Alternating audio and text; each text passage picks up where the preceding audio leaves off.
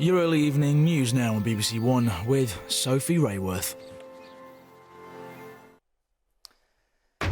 The family of a woman shot dead on Christmas Eve paid tribute to their daughter as police make a fresh appeal for information about her murder. 26-year-old Ellie Edwards was killed just before midnight at a pub on the Wirral. Ellie's family are understandably devastated by her shocking and needless death. They need answers. Also on the programme tonight, the controversial social media figure Andrew Tate, widely criticised for his misogynistic posts, is detained in Romania by police investigating human trafficking and rape offences.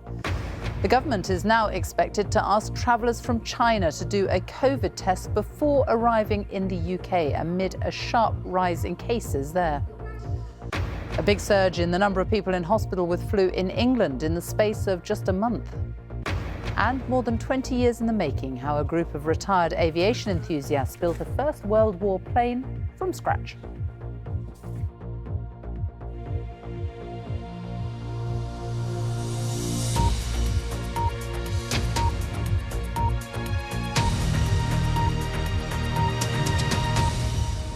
Good evening. Merseyside Police have again appealed for anyone with information about the murder of Ellie Edwards to come forward, saying those responsible don't deserve protection or to be walking the streets.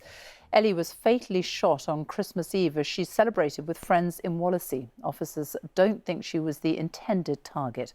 Danny Savage reports. At Merseyside Police headquarters today, Ellie Edwards' father, Tim, sat next to the officer leading the hunt for his daughter's killer. For him and his family, life will never be the same again. The officer read out a statement on their behalf. She had this way about her that as soon as you met her, you instantly fell in love with her. Everyone that knew and met Elle knew how special she was. She loved life and had so many amazing plans for the future.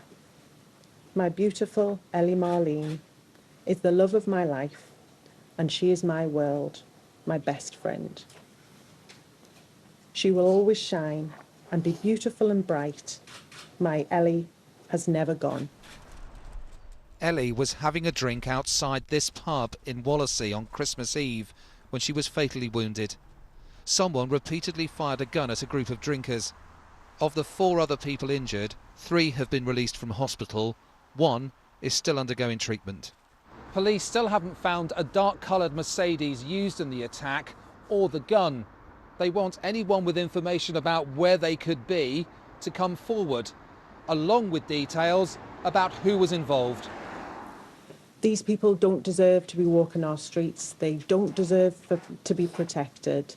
They belong in prison.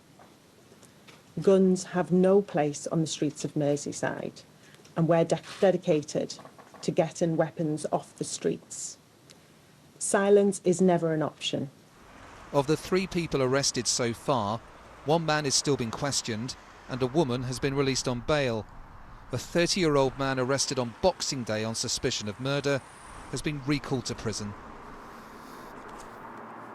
And as you can see, the pubs here is still cordoned off. There's a mobile police station parked up at the curbside.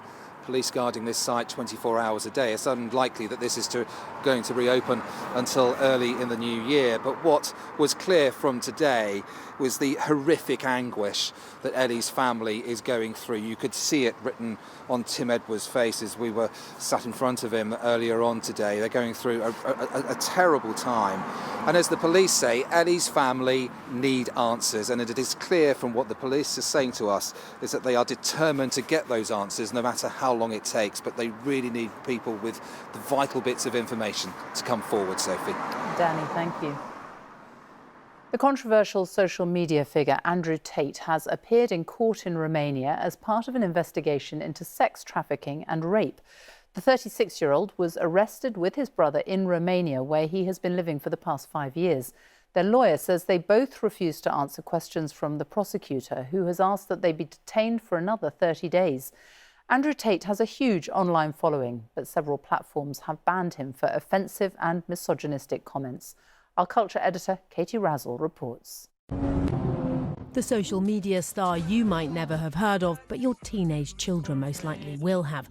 Provocative and condemned for extreme misogyny, Andrew Tate regularly shows off his supposedly luxurious lifestyle online and seems to relish causing offence. It's been proven that the smartest people in the world are men. See, that's, But I think where that's been everyone proven. is. And I said that female infidelity is more disgusting than male infidelity. And I think that the world agrees with me. Earlier today, Tate and his brother were arrested at their compound in Bucharest, accused by the Romanian authorities of recruiting, housing and exploiting women by forcing them to create pornographic content. The suspects are alleged to have set up an organised crime group. Hello. So how did Tate, who calls himself the most famous man on the planet and has had billions of views on social media, become so popular, mainly with teenage boys? Campaigners against digital hate speech say he is adept at manipulating the way content spreads online. And what he's done is create highly controversial content, cultivated a group of followers, but also haters who work together in reality, mathematically, to amplify his content, to engage with it, whether it's to hate tweet it or to praise it. And through that, he's built himself enormous global brand. A global brand of huge influence. And earlier this year, Tate did an interview in his Romanian home with the Times journalist Hugo Rifkind. He was, man to man, quite good company. I think my experience would have been pretty different if I'd been female. I certainly wouldn't have liked to introduce him to my female friends.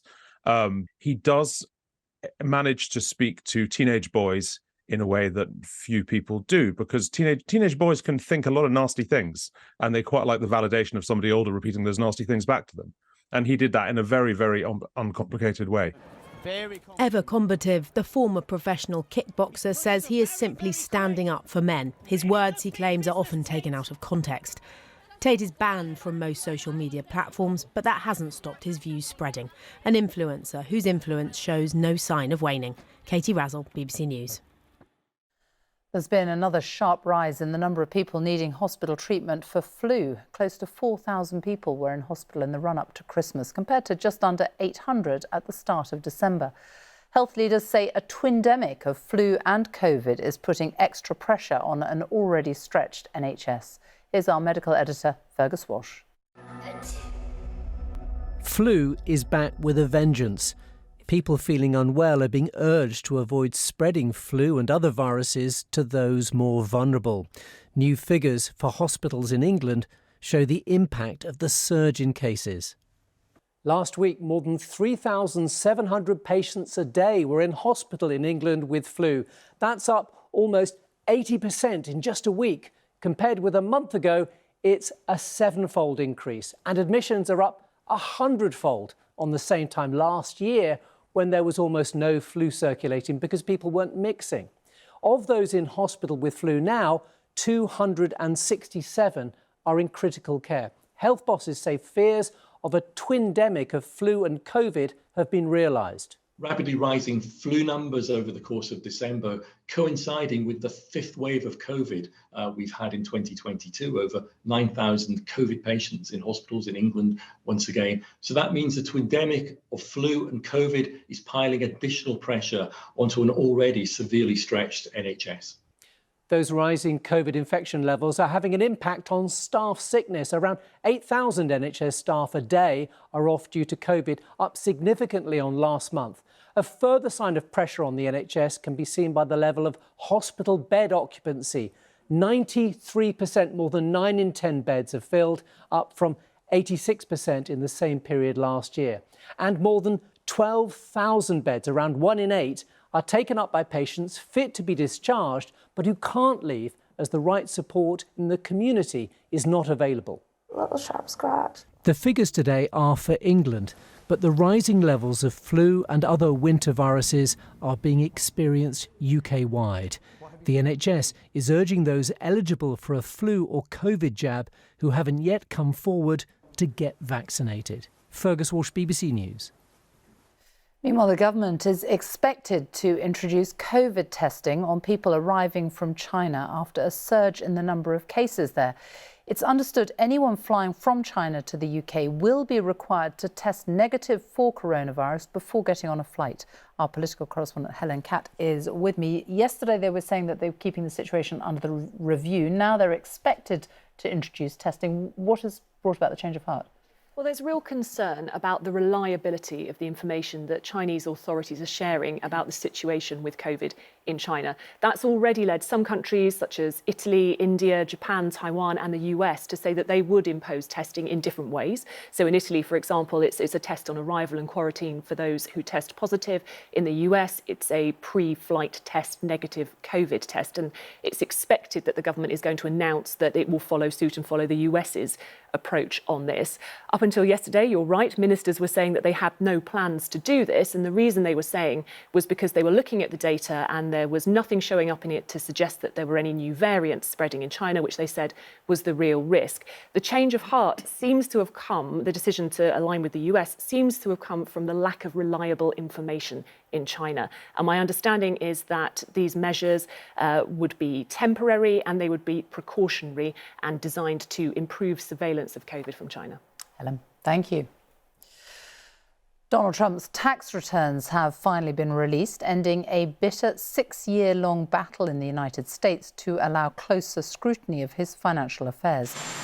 The documents show that in some years, while he was US president, Mr. Trump paid little or no federal income tax. Also, his claim that he was being audited by the government's tax office was false. Motorists are facing difficult driving conditions as heavy rain brought flooding to some parts of Scotland today. 33 flood warnings, including one severe warning, are in place with parts of Dumfries and Galloway and the Scottish borders amongst the affected areas. There are also yellow weather warnings of snow and ice covering northern Scotland. Transport campaigners have welcomed a temporary £2 cap on local bus fares in England between January and March next year, but they warn that further cuts to services could be on the way. Bus companies say some routes are no longer viable because of falling passenger numbers and rising costs. Here's our transport correspondent, Katie Austin. About half of journeys on public transport in England are made on buses. Here in the northwest of Sheffield, though, people say there are no longer enough of them. Rubbish up here. We've been really let down a hell of a lot. Before, when we used to have reliable bus service, I could get out more, but now it makes it, you can't, you're stuck. They've been non-existent, really, but it might sound silly, but they've put brand new bus shelters up and we've got no buses. A couple of miles away, I met Graham, a local bus user and campaigner. A lot of the routes have been cut. And the trouble is also that even if you look at the timetable for the reduced services, the buses often just don't turn up at all. And it leaves people being late for appointments. It means that people can't get to their church. It means a lot more people, will be using their cars. And it just means we're getting worse and worse pollution in our area.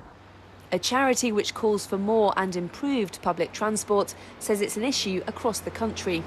We hear from people almost on a daily basis to let us know that their bus service has been cut, that the route's been changed. Our research at Campaign for Transport showed that they've disappeared by a quarter the number of bus services in the last decade, and we are still seeing cuts. Unfortunately, there's a funding issue, and unless there is more funding for local bus services, we will see more cuts. The provision of bus services has been declining for a number of years, and the pandemic has had a big impact on top of that.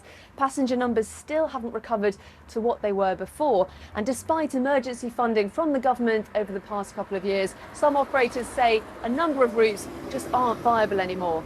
Their trade body insists operators try to thin out services rather than withdraw them, but sometimes there's no alternative. Our costs are up about 25% through rising fuel prices, rising cost of living, which is feeding through into the amount we need to pay our drivers. At the same time, passenger numbers are down considerably. Some areas, including Sheffield, have already brought in a £2 cap on the cost of single bus journeys. The bus's minister said the same fare cap being available across most of England for 3 months from January would encourage more people back onto buses. He said the government had already put millions into supporting services. What I want to see is a reliable service for the future, which people can know it's going to be there when it says it's going to be there, and it's also affordable for people to use. And that's why I think it's really important to try and have schemes to get that ridership back on. The bus industry says it's trying to keep as many routes as possible, but challenges still lie ahead. Some passengers worry services they relied on have gone for good. Katie Austin, BBC News in Sheffield. The life of the Brazilian football legend Pele will be remembered and celebrated at Premier League and English Football League matches this weekend. There'll be a minute's applause before kick-off and players will wear black armbands in honour of Pele, who died yesterday in Sao Paulo. In Brazil, 3 days of national mourning have been declared. Pele was known by many as the king of football, the only player to have won the World Cup 3 times, as our South America correspondent Katie Watson reports. Brazil's most famous landmark, paying tribute to Brazil's most famous name. And at Santos, the club where Pele played for so many years, Brazilians came to mark his passing. The whole nation is in mourning for a man who defined the beautiful game. Pele. And number 3. Pele made it against the odds.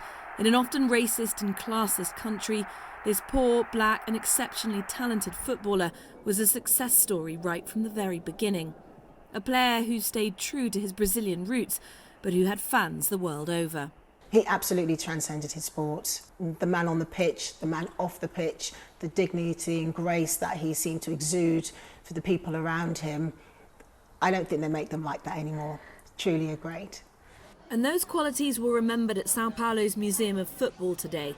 The exhibition space filled with memories of Pele. This was the shirt he wore in 1970 when he won his 3rd World Cup title. It was packed with Brazilians of all ages who came to pay their respects. For us, he's a national symbol who turned into an international symbol, who took our country to all corners of the world. We say he's our king. Brazil may not have a monarchy, but in football, we have our king, who sadly left us. I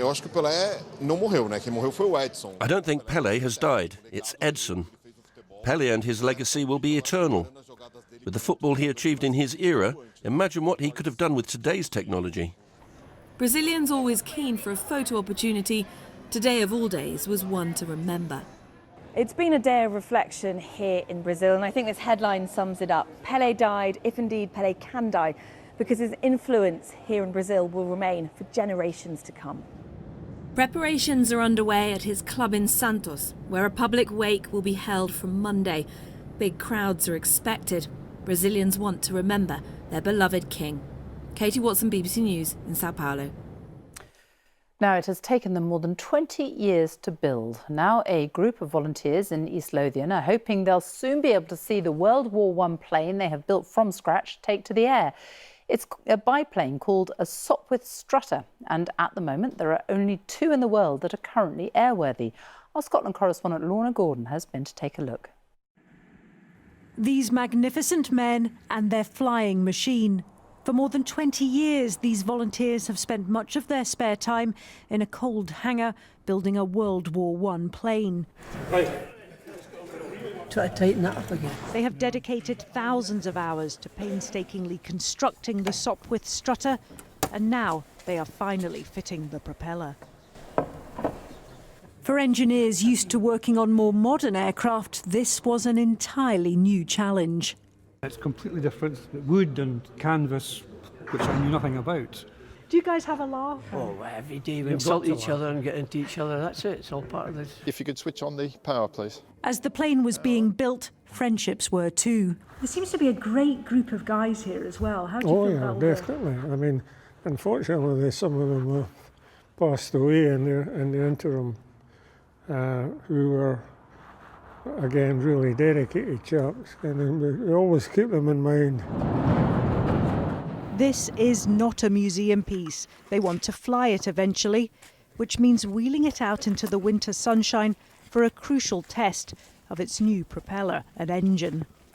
That's good, that's good. This is massive because the manpower to build something like this is enormous. It's a modern engine, but the rest of it is built exactly to the drawings, using the same tools, the same principles. Oh, yeah. Checks done, the engine is started. The aim, to reach full power for the first time. If they do, they'll go ahead and fit the wings. There are only 2 airworthy Sopwith Strutters in the world. The team are hoping this will be the 3rd. Very exciting. It's, so many people put so many hours into it. We've waited for many years to hear that lovely noise. Purring beautifully. Just a beautiful sound. These aviation enthusiasts have already started building a second aircraft and are hoping to attract a younger generation to their work. First, though, this long labour of love will finally take to the air. They're hoping that will happen within the next few months. Lorna Gordon, BBC News, East Lothian. Lovely blue skies there. I don't think we've seen too many blue skies today, though. Chris Fawkes is here with a look at the weather. Some torrential rain today for a lot of people. Yes, and we were hearing just earlier in the programme, weren't we? That's caused problems in Scotland. And looking at the forecast, we've got a few more issues actually to come for New Year's Eve. So let's delve into the details, shall we?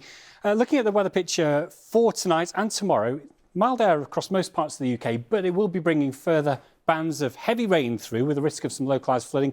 But although the mild air is across England and Wales and to a degree getting towards Northern Ireland, in Scotland the air's actually coming down from a northerly direction as we head through tomorrow, and that's going to be dragging in air that's cold enough to bring some snow showers. So different kind of hazards around really as we look at the forecast over the next 24 hours. Quite windy for a time overnight as well for Scotland. The winds will calm down during the second half of the night.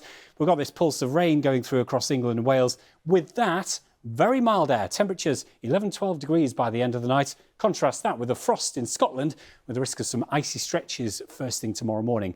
Now, there will be a few more snow showers coming and going across Scotland, a few centimetres possible. Further south, we've got this dollop of rain coming through across England and Wales. Now, the ground is saturated across parts of southern Wales and southern England, so we may well see some areas of localised flooding building in with that extra rain. And it's going to stay quite gusty as well. 14 degrees in London. Those temperatures are about 5 degrees Celsius above average for the time of year. And heading towards those New Year's Eve celebrations, we've got some rain working into central regions of the UK, so probably quite wet for parts of southern Scotland, northern England, Northern Ireland. Cold to the north of that in Scotland, so you'll need to wrap up warm here. But further south, those temperatures at midnight holding up into double figures. Very, very mild air continues to affect parts of the UK. Now, heading into New Year's Day, the first day of the new year, not as much rain around across England and Wales, brighter, but still a few patches of rain here and there. The weather system affecting Scotland slowly fizzling out, so still a bit of snow left over some of the hillier areas here, and it's still quite chilly, temperatures 2 to 5 degrees Celsius. But for England and Wales, we keep that mild air with us, so temperatures staying around 10 to 13 degrees. Northern Ireland between and betwixt about 6, well, that's a degree or so below average. So quite a mixture of weather, depending where you live, but we're watching out for the risk of snow across parts of Scotland and maybe some localised flooding in parts of the south, Sophie. Chris, thank you very much. And that's it from us on Friday, the 30th of December. You can, of course, keep up with all the latest developments on the BBC News website. The news here continues on BBC One because it's time to join our colleagues across the nations and regions for the news where you are. Goodbye.